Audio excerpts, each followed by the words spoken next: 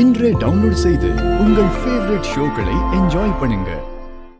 ஆம்பளைங்க எல்லாரும் இந்த வீட்ல இருந்தா வீட்ல சுத்தி சுத்தியே டைம் போயிடுது.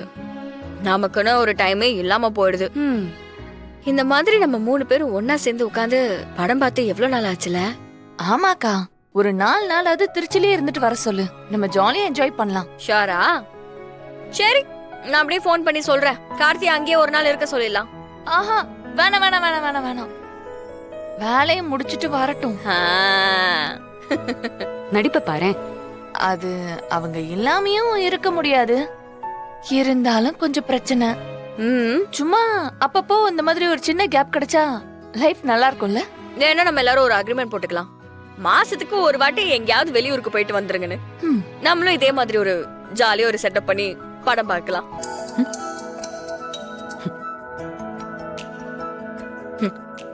கண்மணி, நீ எத்தனை தடவை இந்த மாதிரி போனை கட் பண்ணாலும் மாமா கால் பண்ணிட்டே தான் இருப்பாரு.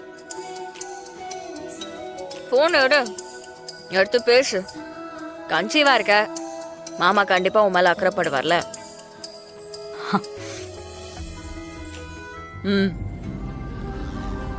கண்மணி, எப்படி இருக்க? சாப்பிட்டியா?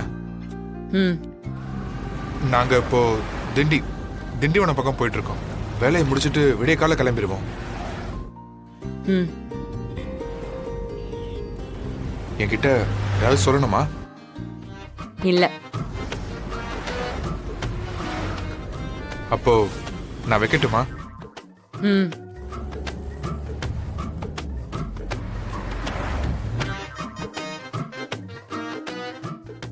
என்னக்கா இப்படி லிமிட்டா பேசுற? மாமா பாவம். படத்தை பாரு.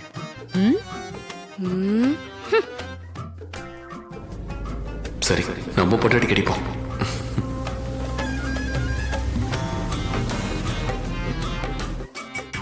கண்மணி, அக்கா போன் எடு.